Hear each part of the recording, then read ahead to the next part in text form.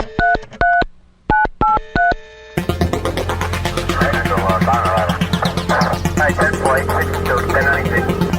don't know flag.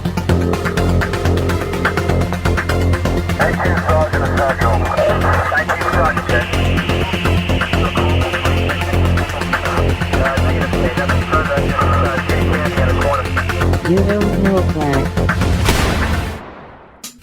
Welcome to You Don't Know Flag, a podcast full of stories about retro gaming, retro computing, video games, arcade games, and technology from a guy who was there and still is. My name is Rob O'Hara, but for the next 30 minutes, you can call me Flag. Episode 165. College. Greetings and salutations, listeners, and welcome to another episode of You Don't Know Flag. Today's October 6th, 2015, and I am your host, Rob Flack O'Hara. On today's episode of You Don't Know Flack, we will be talking about college. Now, the first time I went to college, I was still using my Commodore 64, and so in honor of that, I have put today's notes for the show on my Commodore 64, so let me go ahead and get those started loading. And while those are loading, we will have a few minutes to talk during this week's loading time. Loading time. Loading time. Loading time. I have 3 notes for this week's loading time, and I'm going to be pretty brief about them because, to be honest, the first 2 will probably end up being 2 additional episodes of You Don't Know Flag. The first one is we just got our own barcade here in Oklahoma City. Now, I have been to barcades. I'm using that with a lowercase b. I believe there's an actual franchise called Barcade with a capital B. But when I say barcade, I'm referring to a public bar that also has retro arcade games and may have a retro theme inside the bar. And so we just got our own in Oklahoma City. It's called the Flashback Retro Pub. I did attend the grand opening last week of the Retro Pub, so I don't want to talk too much about it here in loading time, but suffice it to say, you know, it's a pub, so there's a focus on selling drinks, and they have about 30 classic arcade games inside, and my wife and I went. We played some games, so I would look forward to hearing about that probably pretty soon on an episode of You Don't Know Flag.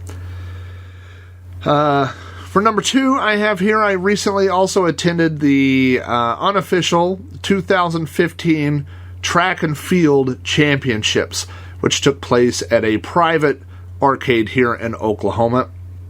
Track and Field, if you will recall, is the arcade game where you pound the run buttons to make your runner run faster. I have covered Track and Field on Sprite Castle, the Commodore 64 version. And so a couple of really high-end track and field players from California flew in for the event. We had some locals here from Oklahoma. There was a big competition. It was a really fun day. And the whole thing was recorded on video, and I actually did the commentary for the video during the games and interviewed some of the contestants before they competed. So the video is not out yet, but when it does come out, it will be available on YouTube. So when that does come out, I'm sure I'll mention it on a future show. It's possible that I may talk about that on a future You Don't Know Flack as well. The third thing that I have in my notes, I just wrote down 2 words that say time suck. And with that, I am obviously referring to college. I just recently enrolled in a new course, which is a prereq I need to start my master's program in the spring. I am applying for a semi-new program at the University of Oklahoma, which is a Master's of Professional Writing. And I'll be talking a little bit more about that in the show. But there's one class that I needed to have before I can apply and start that process. So that's kind of what I've been doing, where my head has been lately and where my focus has been. So that also explains why I'm behind schedule on You Don't Know Flag. So forgive me for that. My notes have loaded up, and so if you have feedback about this episode or any other episode of the show in general, you can email your feedback to me at robohara@robohara.com. You can leave a message for me on the You Don't Know Flack voicemail box at 405-486-YDKF. You can always hit me up on Twitter if you want. It's at Commodork. Or on the Facebook page, which I believe is just facebook.com/You Don't Know Flack. So with all that out of the way, let's go ahead and get started about college.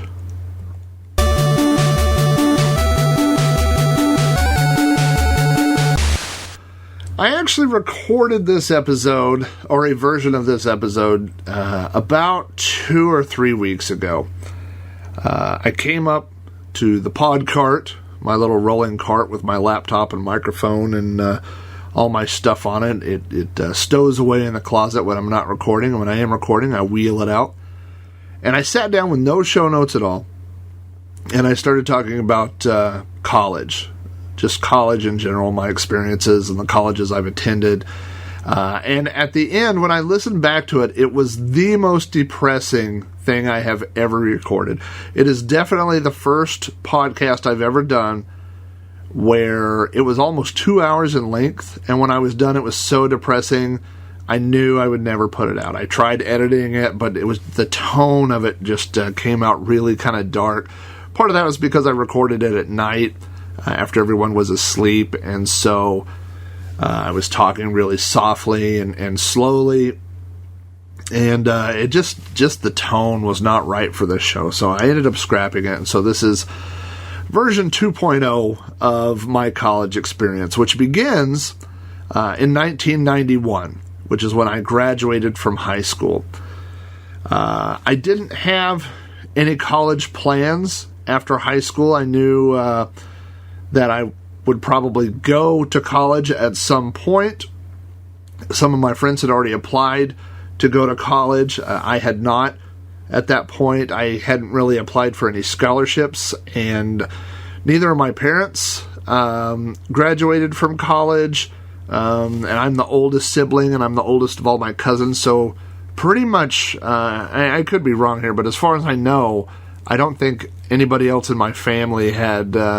I know that my dad and my dad for sure attended some college classes, but I don't think anybody graduated from college.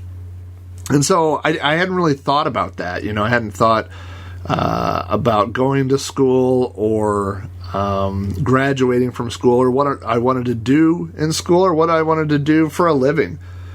And so right down the road for me, about a 20-minute drive away, it's about 15 miles, is Redlands Community College. There's a few community colleges near me, but Redlands Community College was kind of like high school part 2, high school 2.0. It was where a lot of my friends who didn't move away to go to school. Obviously, there are a lot of big schools here. If you're into college football at all, you probably know of OU and OSU, University of Oklahoma and Oklahoma State University. Those are two really big schools, and then there's a few other schools that are big 4-year schools, and then there are several community colleges close by as well. So, but a lot of my friends from high school who were like me, that thought that they wanted to go to school but didn't know what for or why, decided to go to Redlands Community College. So that's what I decided to do. My parents made a deal with me that if I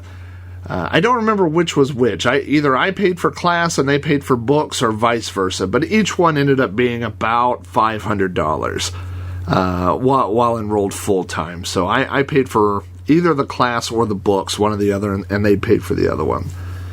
And so really what I want to focus on this podcast, I want to cut out, all the all the depressing parts for the other one. But I want to focus on, I have gone to college, including my latest attempt that I just started, 5 different times. And so what I want to talk about is what prompted me to enroll in school each of these times and how it turned out. So the first time was in 1991. I'm not going to tell you about every class or anything. It's not going to be boring like that. So 1991, I graduated high school, and I went and enrolled in Redlands. I walked in the front door, and I was like, hey, I want to go to school here. And they said, well, have you applied? I was like, apply? Why do you apply to a school? You just pay your money and you go to school. At least That's what I thought. So I got sent over to admissions. I filled out some paperwork. I had no idea what I was doing. And, they asked me what classes I wanted to take, and I was like, I have no idea. I'm not sure I knew that you picked out your own classes when you went to college. I really had nobody who had done that before with me. It was kind of on my own. And so I got some suggestions. I think I may have talked to an advisor or somebody who gave me some suggestions. They said, well, you're going to need English, you're going to need history. I think I'd put down liberal arts major, which basically means you want, 2 years of random college classes with no specific focus. And so I signed up for some classes. And on the first class I took, the first day, 8 a.m. day one of school, was English Comp 101. And my professor was Mrs. Kelly Rupp. Now, Kelly Rupp was also in charge of the journalism department at Redlands. So I took her class, and I turned in my first assignment, and right after that, Kelly got with me and said, you are a good writer, and I'm in the journalism program, and I would love for you to come over to journalism as well. So I added a couple of classes. I added newspaper and yearbook, and I began writing for both the newspaper and yearbook, and very quickly I took over as editor of the newspaper and yearbook. Now, also, I was doing layout and design for both newspaper and yearbook. It sounds like I've said that phrase a lot.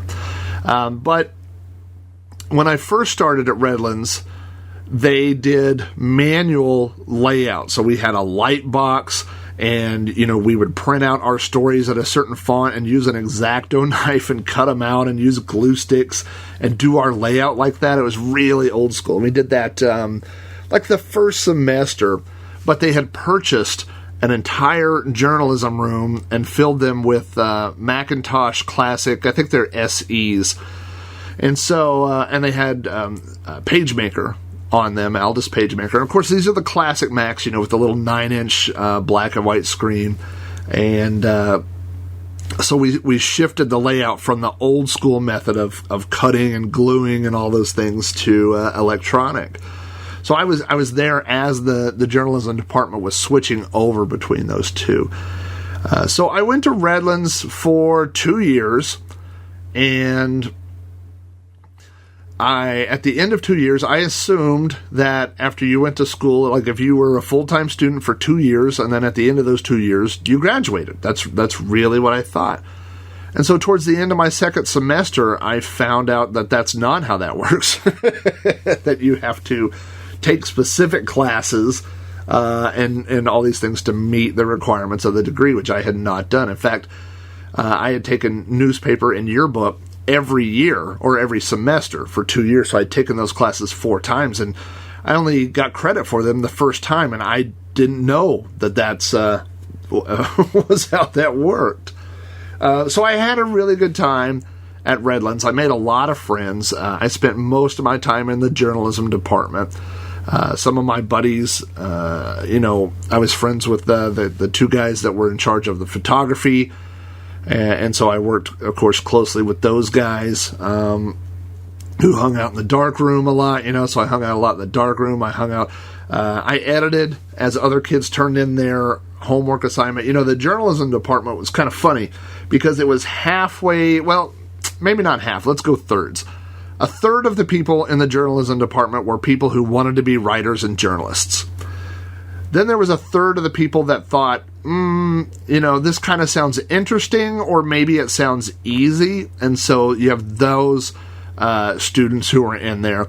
And then there were the sports guys, the guys from the basketball team, the guys from, the other sports, and that, they were taking this for an easy grade. Now, I ended up being friends with a lot of those guys. They're really nice guys, but we had people come into the journalism program who could not write a basic sentence, and people who did not know. And I'm not talking about the advanced rules of grammar, like, does a quote, does a comma go inside or outside a quote, things like that. I'm talking about people that couldn't put together, a basic sentence. And so my job, I basically had three duties. Number one, I was the editor of both of those publications, and that meant also being the copy editor. So as kids turned in their things, I would go over them and look, and there were a lot of articles that I simply rewrote and left somebody's name on. So that happened from time to time. But Kelly and myself and the photo guys and one or two, we spent a lot of time up at school. I had a key to the room so I could come and go on the weekends, whatever I needed to do to work on the paper. And I have so many good memories of that time. But so basically I started going to Redlands because I had no plan.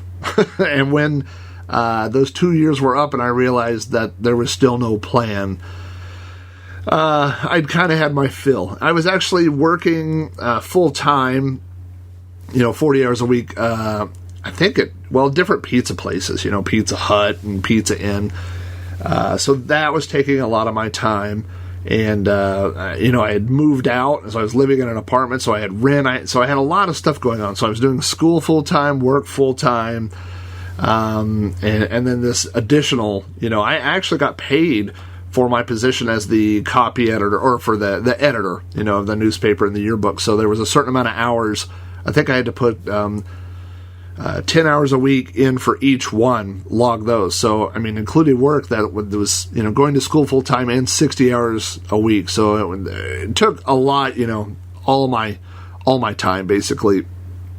And so when I was done with that, I was a little disappointed that at the end, that there wasn't a bigger picture. I suppose that I didn't know what the big picture was. So I quit. I didn't quit. I just didn't re-enroll after 2 years. And so that was my first school, Redlands, from 91 to 93. Now, when I was done with school, I didn't know what was next for me. And I got this job with my dad. My dad worked at a printing company, and I got a job at Oklahoma Graphics. And when I tell people about the job at Oklahoma Graphics, people don't believe me. People don't believe how horrible it was, the way I describe it, which is I worked 12 hours a day, 3 days a week, and every other Sunday. So I actually worked Monday, Tuesday, Wednesday, and every other Sunday. So one week I would work 36 hours, the next week I would work 48 hours. My job was to stand in a warehouse at the end of a giant printing press that printed, when it was up and running at full speed, this thing printed about 70,000 books an hour. Now when I say books, I'm talking about pamphlets, the kind of pamphlets you get maybe in your shopping cart or your mailbox or maybe in the Sunday newspaper. So there's this giant machine. I want you to think of this machine that's, maybe 100 foot long and dangerous as all get out. There were notches. People would put notches every time somebody had been hurt or lost a finger or whatever. Just this huge, massive piece of machinery. And at one end, there was a roll of paper. The paper rolls, to give you an idea, weighed more than a ton. Some of them were 2,500 pounds of a paper roll. You use a forklift to put it on one end of the press. The paper went all the way through, 4-color press. There were ovens and rollers and cutters. And then at the other end were stackers, and I was a stacker. So at the end, the papers were cut, folded, and they came off, and they were put into a stack, and it was my job to take these papers in a stack, take them off the stack and or off the rollers and put them onto a skid, a little wooden skid. And I did that for 12 hours a day. There was no breaks. There was no meal break. There was no rest break. There was no bathroom break. And as long as the press was up and running, it didn't stop. Occasionally it stopped if they had to change jobs in the middle of a shift or something. But if you we did ads for Walmart. So Walmart would order 6 million flyers, and so when we got that order, it would run for days. So there was no stopping. If you had to go to the bathroom, you had to let the person next to you know that. At the end of my press had 4 stackers. So if you had to go to the bathroom, you had to let somebody else know. You would run to the bathroom, and the other stacker would have to stack your stack and their stack. Now, the rollers where these papers came off would hold about 6 stacks of papers, and maybe it would do one every 10 seconds, something like that. So it was possible to wait, a minute for 4 or 5 stacks to build up and then take them all off at once, and then you could rest for a minute. Or you could just take one off every, 10, 15 seconds, however long it took.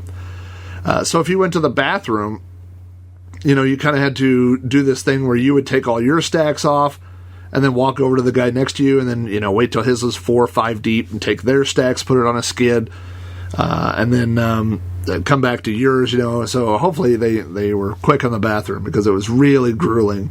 That is the job I've told people I lost. I worked there for 3 months. It was absolutely miserable. The where the presses was in a warehouse where there was no air conditioning, so they just had those giant industrial fans. And I worked there during the summer. It was 80 degrees inside, and I lost like 30, 35 pounds in 3 months and doubled the amount of food I was eating. That was back when Arby's used to have their 5 sandwiches for $5. And somebody would always make a run for food, and I would order 5 roast beef sandwiches, and I would take a 3 liter of water and sit there, So I would eat lunch before I went in, and then during dinner, and again, no dinner break. You had to eat while you were stacking these things up. I would sit there and eat 5 roast beef sandwiches, and I was losing weight like crazy. It was a great weight loss place. It was a terrible career choice. And my dad had been there for like 20 years at this point. He was a manager. And so, I didn't feel like I couldn't, I knew that I just couldn't walk out of the place, but, so I started looking for like, how can I get out of this? I mean, it was miserable, It's funny. I'm definitely a person, all the time. I constantly think the grass is greener somewhere else. So when I was in school at Redlands, I thought, I don't want to be in school anymore. I want to go get a job and make some money. And then once I had a job and was making money, I was like, this blows. I want to be in school so I can have a job someday where I sit at a desk, So after 3 months of this, throughout the summer, a friend of mine called me. Her name was and is Susan. And my friend Susan called me, and I had known Susan in high school, and Susan said, hey, I'm going to school at Southwestern Oklahoma University, which is in Weatherford, Oklahoma. It was about an hour drive from where I lived. And she said that they had bought a 3-bedroom mobile home, brand new. And Susan and another girl were living there at the time, and they had a 3rd room. They were looking for a roommate. And I thought, you know what, that sounds better than what I'm doing. So I turned in my notice at Redlands, and I drove to Southwestern. I was driving a 1988 Ford Festiva. I loaded everything I owned into the Ford Festiva, folded down the seats, crammed it full of clothes and posters and my guitar, videotapes, and whatever else I had. And I drove to Southwestern, and I moved in. And by the way, I don't want to spoil this, but Susan and I have been married for 20 years as of earlier this summer. So it turns out things worked out pretty good. But anyway, so I moved to Weatherford, Oklahoma. I moved into this trailer. The first night I was there, we had a big party. Everybody got really drunk. And we had a big, huge fight. I almost moved out the first day. And, but anyway, so that's school number 2 is Southwestern Oklahoma State University, SWOSU, or SWOSU as we called it. And I really enrolled at SWOSU to escape that job at Oklahoma Graphics, that printing job that was so terrible.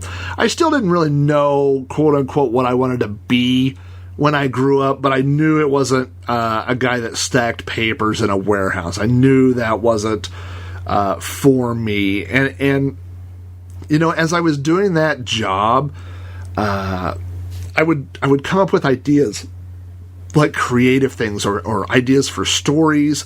I would come up with songs in my head, or I would. I remember one time that we had these little round pieces of cardboard. I think they came off of pallets or something, and you could use them to stack papers on. and they looked like wheels to me. And so I had put two of them together, and I got a little piece of paper, and there were Sharpies everywhere. I always had Sharpie markers laying around. And I drew, a car, and I stuck the paper on there. So it looked like a really out of proportion monster truck. You had these two cardboard things, and then a picture of a truck kind of stuck in between them.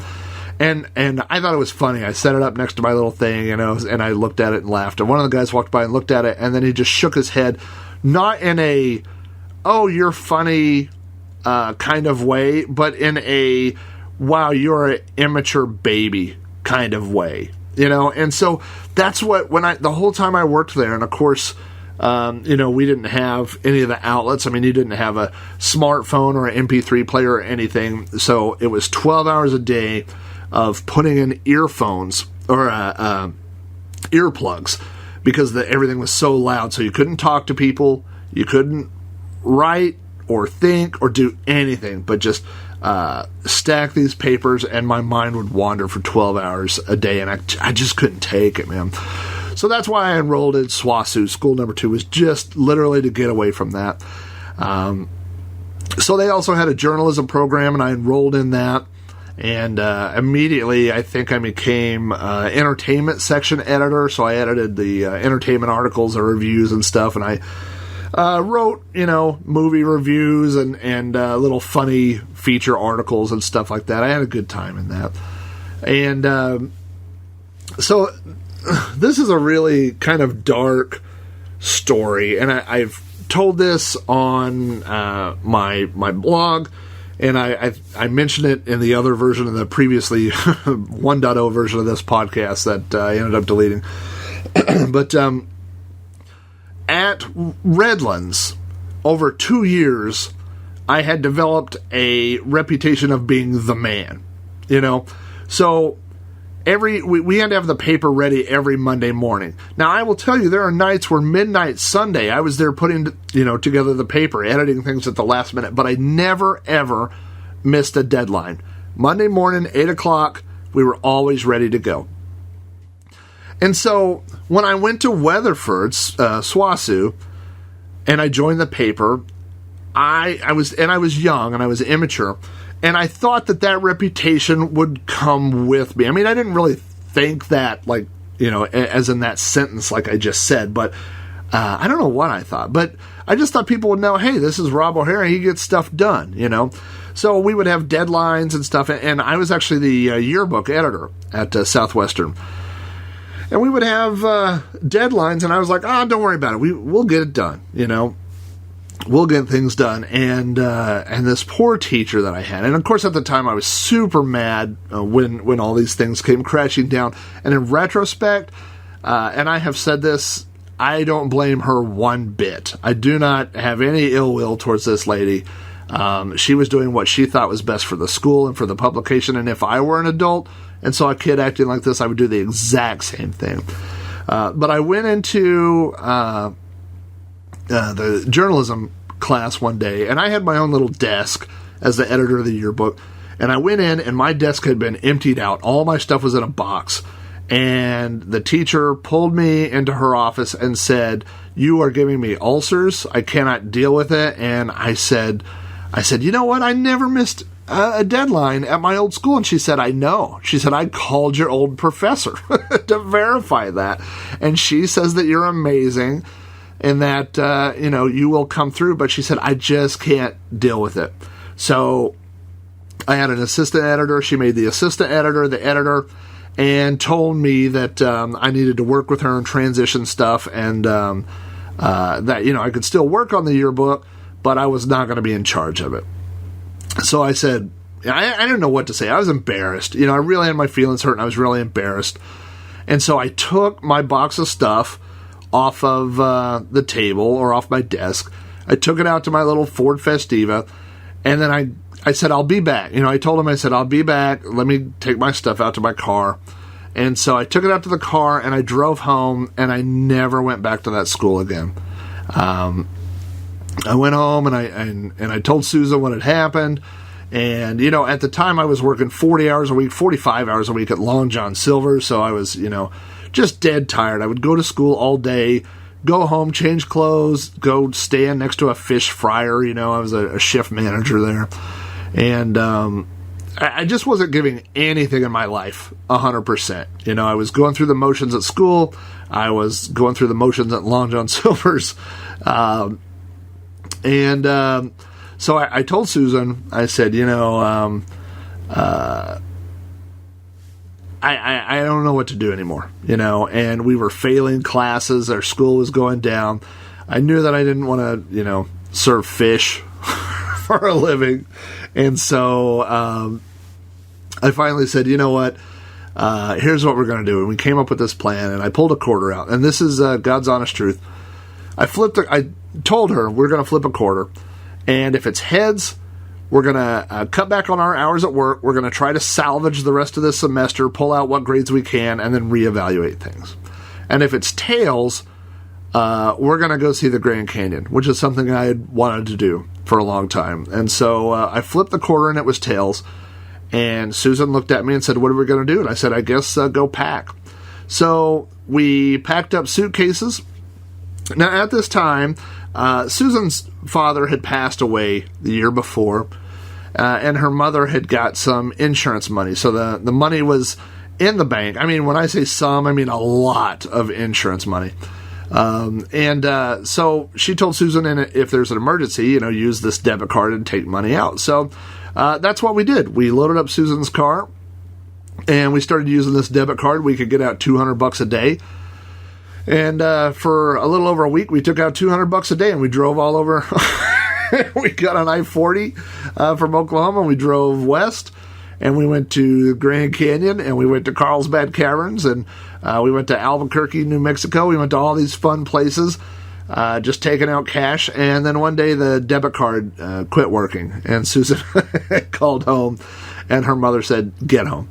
And so we did have a really good vacation, and we basically, I quit my job at Long John Silver's, and let's see, we quit school, and I have an entire semester, I think, of WFs on my transcript, which is withdrew while failing, which is not really good for your overall GPA, and so that was how Southwestern began and ended. This was from 93 to 94.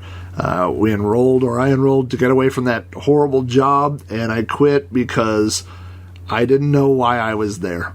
And that's the truth. I was paying money because I wanted to go somewhere else. I wanted to move in with somebody. I wanted to, go to school because it seemed like something to do, but I just had no focus, So we made the easiest move of our lives. We moved the mobile home all the way back to Oklahoma City. When you move a mobile home, they come out and put wheels on your house, and they drag it wherever you want it. So they told us to lay down our shelves. Anything that was over 4 foot tall, I think. They said put it on the floor. But that was it. We didn't box anything up. They drug our house back to Oklahoma City. And when they got it in the new trailer park, they took the wheels back off, and that was it. It was a good time. And I did not... there was a time where I worked at... that's during that times when I worked at Best Buy, and still worked at some other pizza places. But I didn't go back to school for another 5 years. So Susan hadn't graduated from school either. Both of us had this kind of hanging over our heads that we had a bunch of college credits out there, but we hadn't graduated. We didn't know what we needed to do to graduate.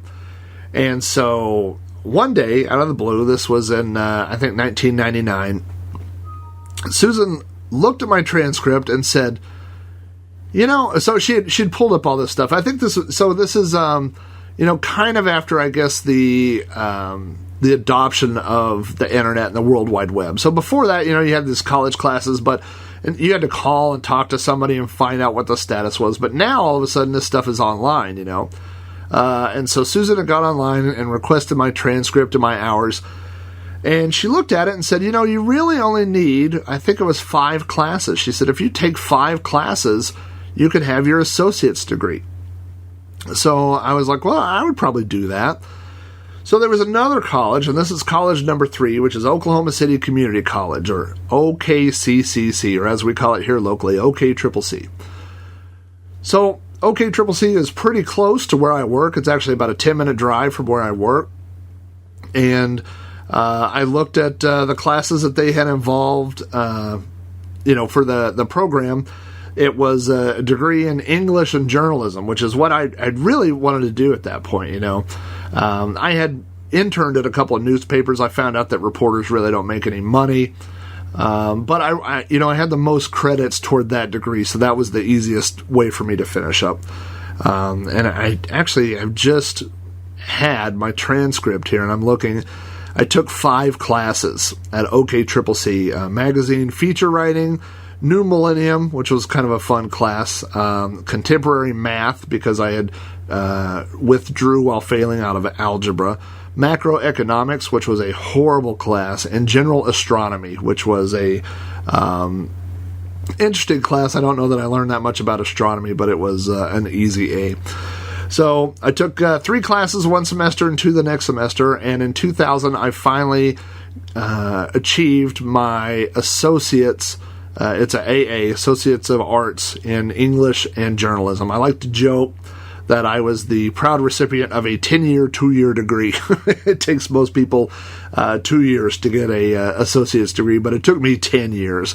But that's why I went to OKCCC, which was my third school, was basically, to kind of correct those wrongs. You feel like you started something and it's unfinished and it's just hanging out there. I wouldn't have done it, really, if it wasn't for Susan.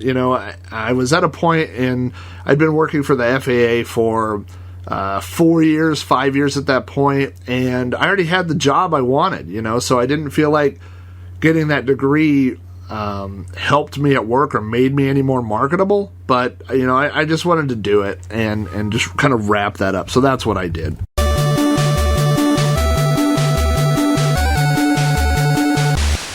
So I got my AA, I was happy, and as far as I was concerned, I was done with school. I really had no intention of going back and getting a 4-year degree. But Susan did, and in 2003, she enrolled at a local college called Southern Nazarene University, SNU, and SNU has what they call adult studies learning programs. And what that is you go one night a week over so many months. And, each class, they're done consecutively. So, you go for, each class is 5 weeks long. So you go 5 nights, one night a week. So let's say it's on Wednesday is when mine was. You go 5 Wednesdays, and then that's class 1. And then, the next 5 Wednesdays are class 2. And so you go through all the classes in order that you need to graduate. It's designed for working adults, and so they are very accommodating to people that have full-time jobs. The classes are long. They're 4 hours long, I think. But, that's how that's how it works, So you sacrifice that one night a week, but that way you're not constantly, juggling things, moving your schedule around or whatever. And so Susan, in 2003, enrolled at SNU. She took a class. She didn't take a class, she took a degree. And she went to school for either 13, I think it's 15 months, and graduated in 2004, in the early spring of 2004. And she asked me, once she was done, she asked me if I would be interested. So I was. Now, of course, our son was born in 2001, at the very end of 2001. So when Susan was doing this, in 2003, we had a 2-year-old the whole time. So I was taking care of Mason, I think Susan actually went, for a lot of her classes, had labs. So she would go 2 nights a week. So I was watching Mason, when he was really little. But, she was able to do it. And so I can tell you for sure that I would not have gone to SNU if it hadn't been for a Susan doing it. So when she finished, she basically said, well, it's your turn. And, I hadn't even really thought about it. It's a lot of money. And I didn't think that it would really help me. I mean, I just wasn't worried about it. And then I was not working for the directly for the government. I was working as a contractor for the government. And we were hiring some new people, and one of the job requirements was that you had to have a 4-year degree. And this was for people that would be working with or below me. And so it dawned on me, I got this weird feeling that suddenly I wasn't qualified on paper to do the job that I had. And it kind of scared me. When they start hiring people and they need qualifications that you don't have, it can be a little scary. And so I decided that Susan was probably right, that I should go back and get my degree. Now, they had IT degrees. They had an IT, like a network manager or something, but I really didn't want to do that. And one of their programs they had was called Organizational Leadership, which is what I enrolled in. Organizational Leadership is kind of a degree, I would say it's almost like business manager or business management type degree. So there's a lot of classes about communications, and well, you know what? I have all the classes I took here. Let's see, there was interpersonal communication, personal and professional development, organizational behavior 1 and 2, applied research and reporting, human resources administration, data analysis. I'm going to skip this one. Group and organizational communication, personal and professional ethics and values, and then we had to do a senior research paper as well. The one that I skipped is Biblical Perspectives in Western Culture, and this is the class that really scared me the most.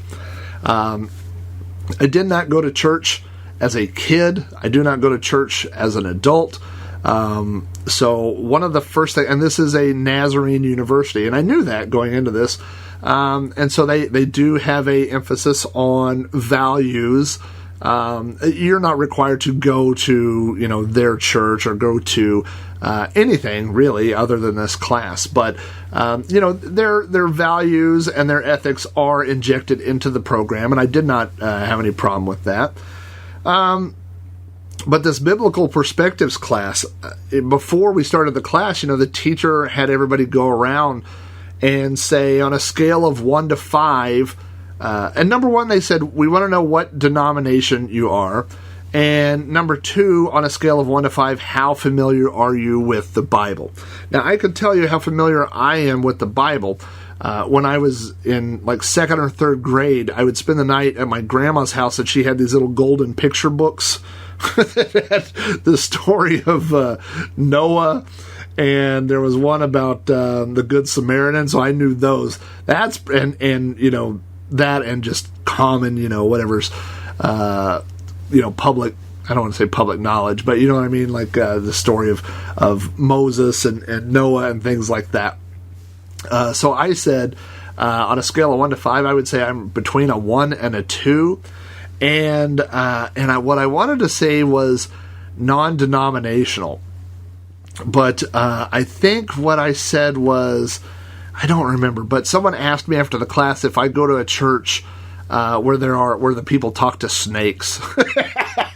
So whatever it was, I said the wrong thing. I was trying to come up with a generic term, and I messed it up.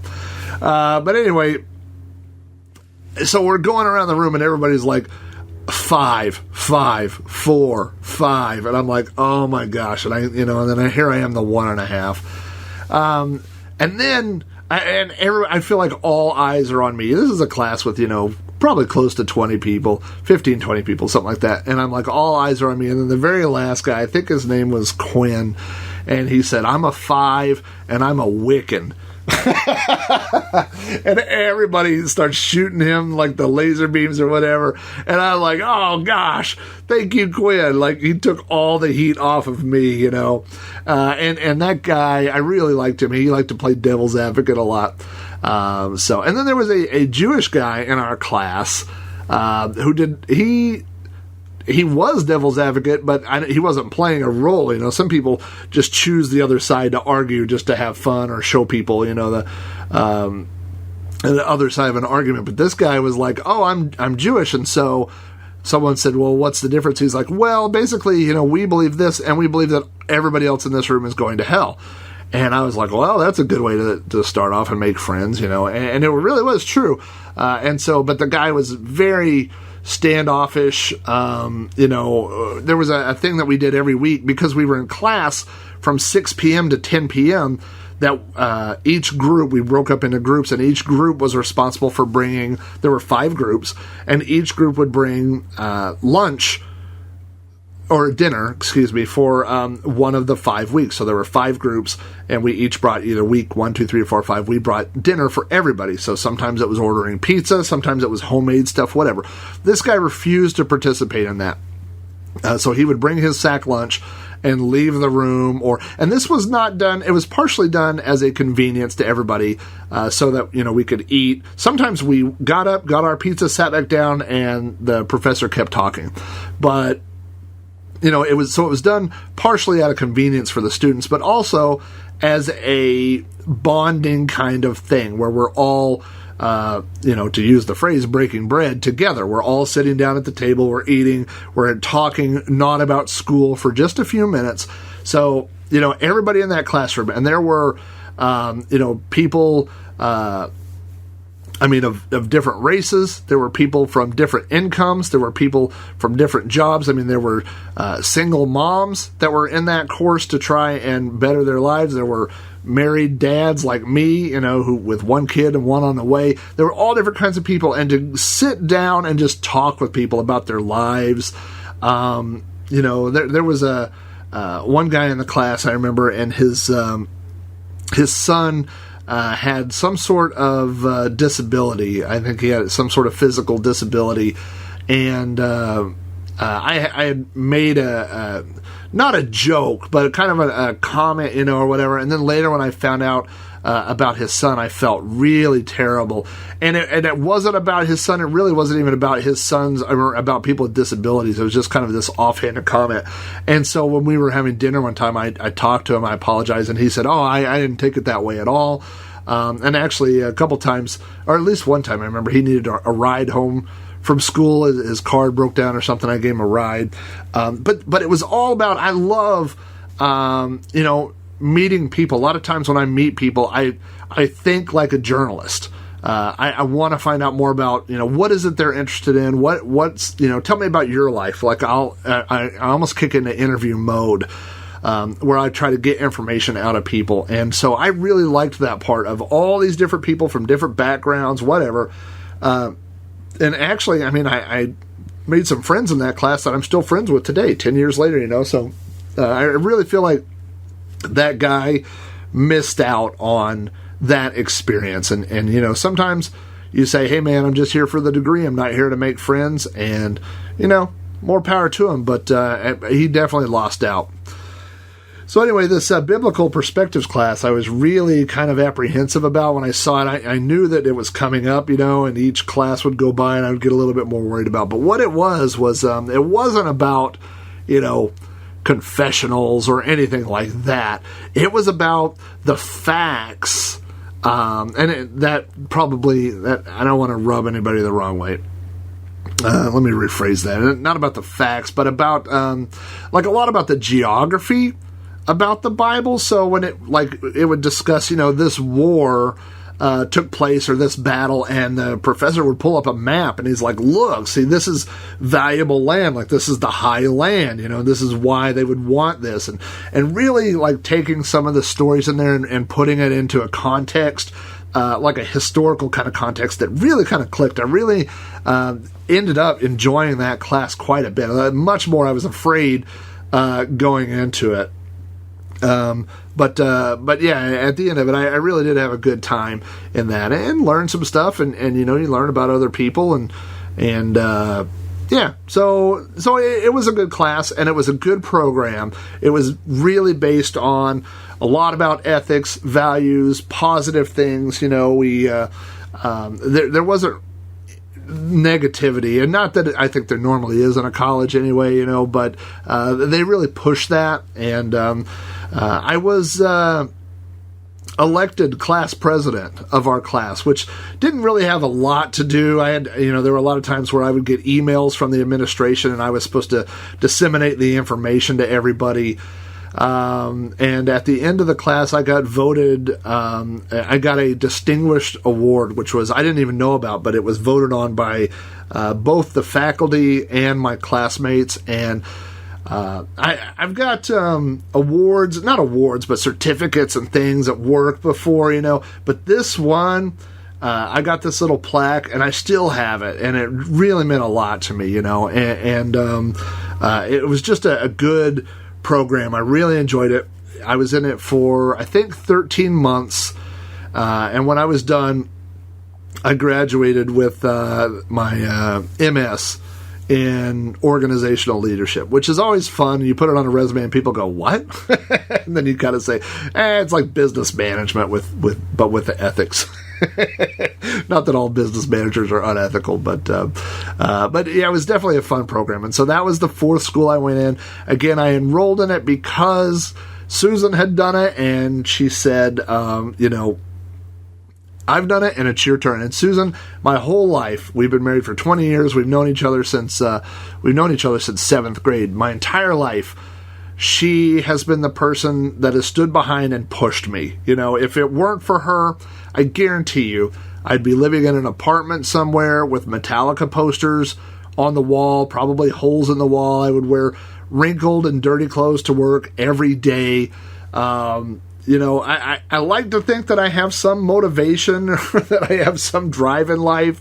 But a lot of times I can look back and say, I was happy with the status quo, and it was Susan that talked me into trying something or moving forward, or whatever. Which is kind of what has happened recently. So,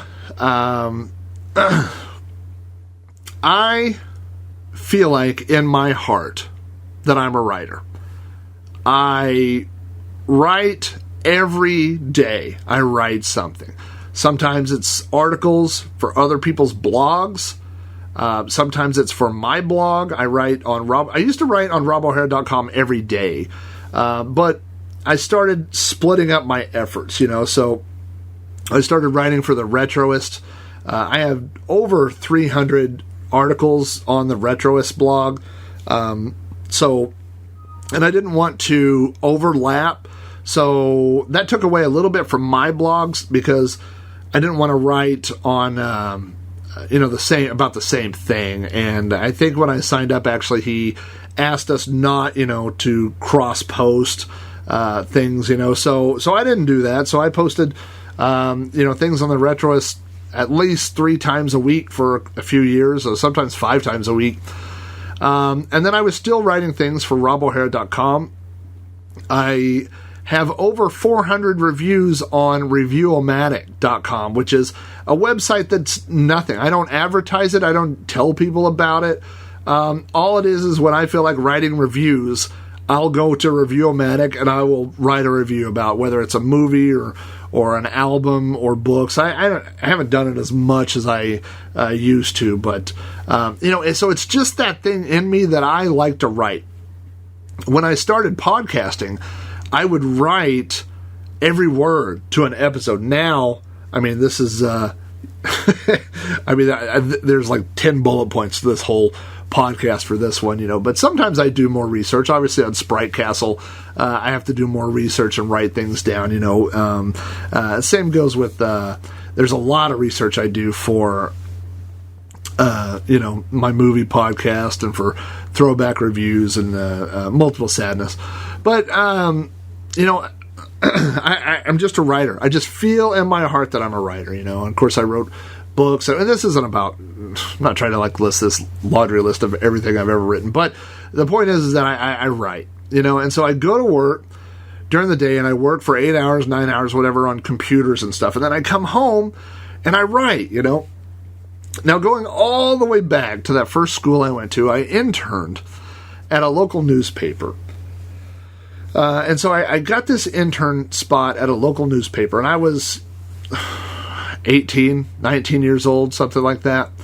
And I got offered a job as a stringer. And so, and I've told this, I don't know if I've told this on You Don't Know Flack, but what a stringer is that basically you write articles on spec. So if let's say there's a parade coming up next weekend, they'll post it on the bulletin board. They say, hey, we need an article about the parade. 10 reporters might go to the parade and write articles and turn them in. You turn them into the editor. The editor reads all 10 articles and he picks one of them. So the other 9 go in the trash. Those people don't get paid. The 10th one, he'll look at, he'll edit, he'll cut it down. They lay it out on the paper. And you get paid, this is at the time, 50 cents per column inch. So if the article, was 12 inches long, then you get paid, and I'm talking like the physical, like however long it is in the newspaper, you get paid $6. So you went to a parade for a couple of hours, you came home, you wrote an article, you edited it, you turned it in, they edited it, and the best you could do was $6. And I just did the math at the time. I was like, you can't make a living doing that. And in retrospect, you're probably not supposed to make a living doing that. The idea is that, you'll do that on the side until you get a full-time position, with the paper or writing or something else. You make a name for yourself. But at the time, I was looking for a job where I could pay my bills, and that wouldn't do it, So I kind of walked away from that. But I've been writing ever since. I actually had my friend that I mentioned, Kelly Rupp, who was my journalism teacher at Redlands, owns her own newspaper. For a year, I wrote feature articles for her paper just for free, just for something to do. I'm always writing. And so I have this thing that's kind of bubbled up, and I think it's my version of a midlife crisis. Now, I want to say right off the bat, I'm not looking to quit my job. So if you work with me and you're listening, I'm not planning on quitting my job. But I just think, man, every time not every time, but a lot of times I'll post things, not articles, maybe I'll write a feature article for something, and people are like, you are an awesome writer. People tell me that, and I just think, like, if I'm such a good writer, why am I not able to make money as a writer? And the point of all this, let me bring this back around. The point is that there are people that make a living as writers, and I've written a couple of books. I wrote Commodore in 2006. I wrote Invading Spaces in 2008. I self-published them. They've sold, between the two, they've probably sold maybe 3,000 copies, something like that, which is not great. It's not terrible. But I just feel like I want to take my writing to that next level. I want to, I don't want to, at the end of the day, I don't want people to go, man, Rob O'Hara was a great writer. And if you want to read what he wrote, go check out robohara.com and his blog. And he talked a lot about, things that made him mad at the state fair. You know what I mean? Like, I have more to say than that stuff. That stuff comes out of a desire to share, but also a desire to write and not being able to focus, on a project. So I've had all these late night conversations with my wife. I've told her, I want to write. I want to do more. And she was looking online and found at the University of Oklahoma a relatively new program degree, a Master's of Professional Writing. Now, the professional writing program is a graduate program. It's not linked to what you would think, which would be the English department. It's more tied to the journalism department. And the focus of the Masters of Professional Writing is writing and selling your work. It's about genre writing mostly. It's about fiction. It's not about poetry. It's about, short stories, novels, screenplays. That's pretty much the focus. It's about writing and selling your work. And that, when I saw that, it all clicked for me. I'm like, this is what I want. This is what I want to do.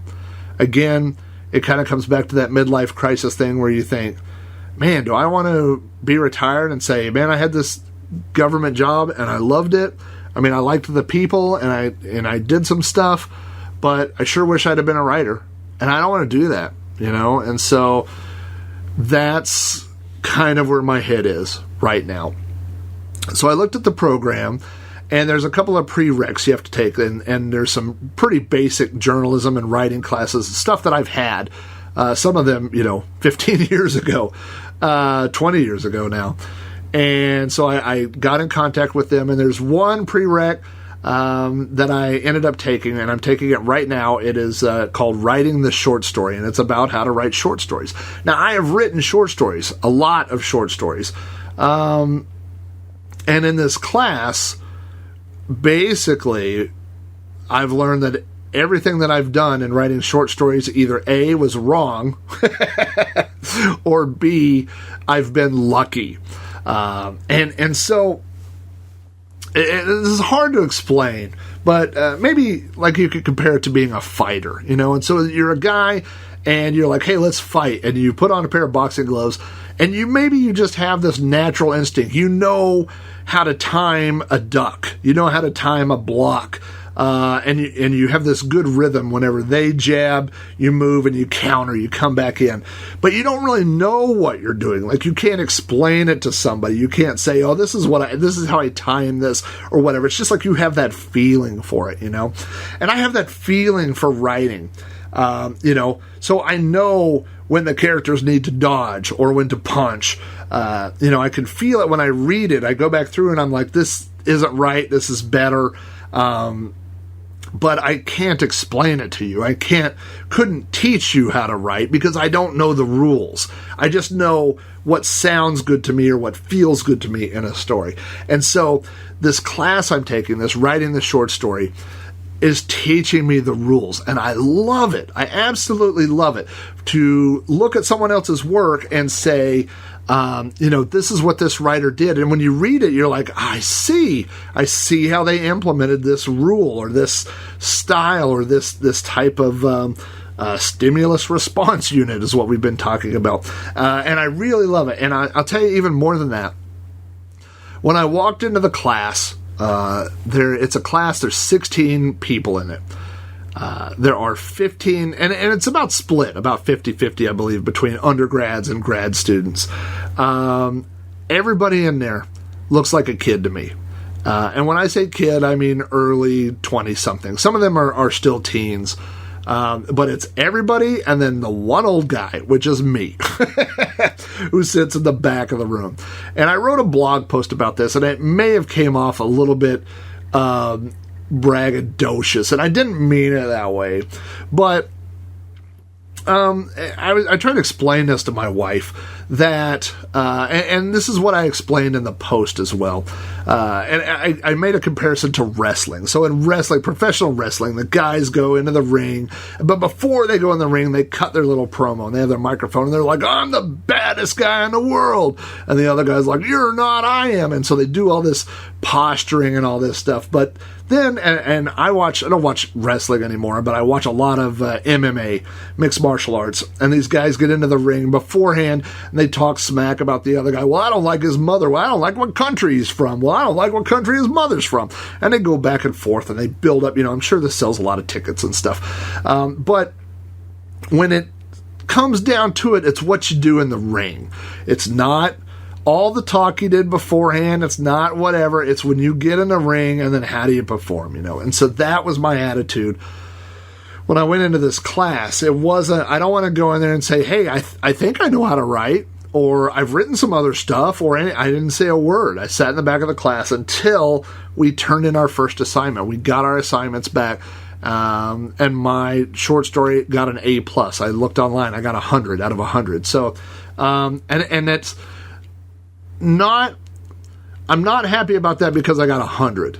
I'm happy about that because a professor at a writing program, Masters of Professional Writing, handed me back something I wrote and said, you're doing it right.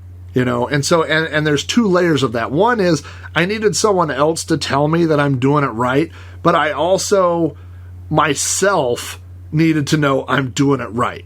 Now, every day I go to class, I learn something. We talk about how to deal with time in stories. We talked about how to plot out your climax. We talked about the percentages where things happen, like this much of the story is the background, this much is, rising action, those sorts of things like that. It's stuff I didn't know. I could read a story and say, you know what, the beginning's too boring, it needs to be shorter. I mean, so again, it's that instinct, but I don't know the actual rules, and so it's just fantastic. And I got to tell you, every time I go to school, those type of juices start flowing in me. Those type of creative, like, man, I want to be doing this more. Man, I want to, write more. Man, I'm not happy with the status quo. And that's what I feel right now. I also, it's funny because when you walk into a classroom like I did, and a lot of these other kids have gone through some English programs together, so a lot of these kids know one another, and I don't know anybody, so I'm definitely feel like the oddball of the group. So my bond with any other student is not because we showed up and we hit it off. In fact, it's taken me several weeks to learn, some of their names. But part of the program, when you turn your short stories in, is that they're posted on an internal website where you can see everybody else's stories. And now the people that I am drawn to in that class, and when I say drawn to, I mean people I would want to have conversations with or discuss things, are the people that are writers. So the people that turned in stories that I thought were good, were well written, and not just from a grammatical standpoint, but from a plot standpoint. Those are the people that I've started communicating with a little bit more. Anyway, I'm kind of going off on the program a little bit more than I intended, but I am excited about it. I am currently putting together my application package for the Masters of Professional Writing program. It has to be in by the end of this month, and then I will, I guess they judge it, and then they will let me know if I've been accepted into the program next spring, which means a lot more time invested and a lot more money invested. But this is the first time, really, that I can think of that I have gone to school because I want to go to school, if that makes sense. I went to Redlands, the first school I went to, because I was out of high school and I didn't know what I wanted to do. I went to Southwestern because Susan was there and asked me to come join them, so that I did that. I went to OKCCC to wrap up all those loose ends, to finish that associate's degree that I had started 10 years earlier. I went to SNU because Susan had gone to SNU, and because I was afraid that if I didn't finally have a degree, that I wouldn't be qualified for the job I had. But this feels different to me. I am going to school right now, and I'm applying to this program because I want to change, not change who I am, but change my life, maybe. To change, there are business portions of this program. It's not just about being a good writer. It's about selling your writing. It's about how do you write what sells. And that doesn't mean changing your interests. It means adapting what you write into what people expect to read. You can have a great story and have it not written well, and not written in a way that publishers will pick it up and sell it. So it's more about that.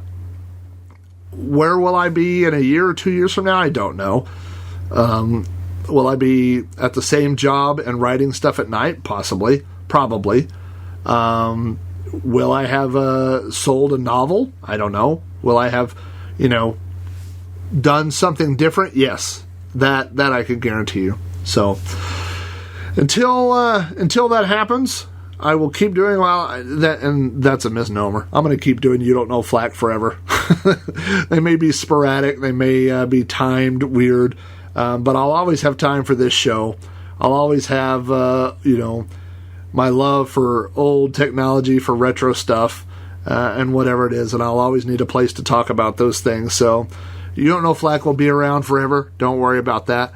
Other projects I'm working on may slow down, temporarily, but I hope to keep those things moving forward soon. So anyway, thanks for bearing with me on this. I know this is kind of a weird episode. Next week we will, or in the next episode, I think we'll probably talk about that retro pub or the track and field thing, one or the other. If you have a preference, shoot me a note and one of the places to get a hold of me.